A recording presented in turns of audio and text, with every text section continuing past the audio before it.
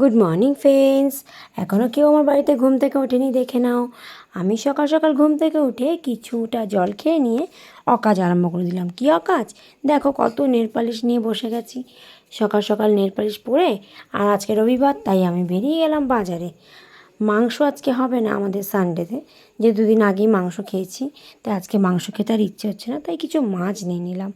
কিছু আরও জিনিসপত্র নিয়েছি, সব তোমাদের সাথে শেয়ার করব, দেখাবো। আমার সাথে সঙ্গে থেকো। আমার বাজার হয়ে গেছে, আমি এবার বাড়ির পথে রওনা দিচ্ছি। আমাদের জানো তো স্টেশনের অনেক কাছেই বাড়িটা, তাই আমি যাওয়ার সময় তো ওর সাথে গেছিলাম, আসার সময় হেঁটেই আসলাম। এখানে এসে দেখলাম গপু বাবাকে আমার মেয়ে ঘুম থেকে উঠিয়ে দিয়েছে, খাইয়ে দিয়েছে।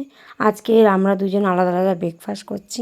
ও পাস্তা খেয়ে নিল, আমি একটু দুধ দিয়ে ওটস বানিয়ে নিলাম, ড্রাই ফ্রুট দিয়ে কিছুটা, আর একটু মিষ্টির জন্য বাতাসা দিয়ে নিয়েছি, আর দিয়েছিলাম উপর থেকে একটু অ্যাপেল কেটে। তো ভিন্ন রকম একটু ব্রেকফাস্ট করতে ভালোই লাগে। তো আমি কী কী নিয়েছি তোমার সাথে শেয়ার করি।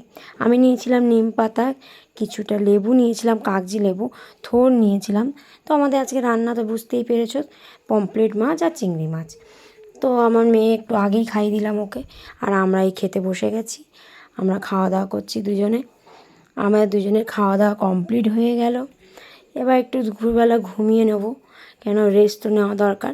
আর সন্ধ্যাবেলা আমাদের টিফিন হয়েছিল আজকে ফুচকা, ও আমার মেয়ের জন্য ঝাল ছাড়া আর আমাদের জন্য ঝাল দিয়ে। আমরা হামাম করে ফুচকাগুলো খেয়ে নিলাম। আর রাত্রে ডিনারের জন্য ম্যাগি আর ডিম পোচ আর বয়েলড অমলেট, আর একজন মুড়িও খাবে। তো এখানেই আমাদের আজকে ব্লগ কমপ্লিট হলো। সবাই ভালো থাকবেন। Good night.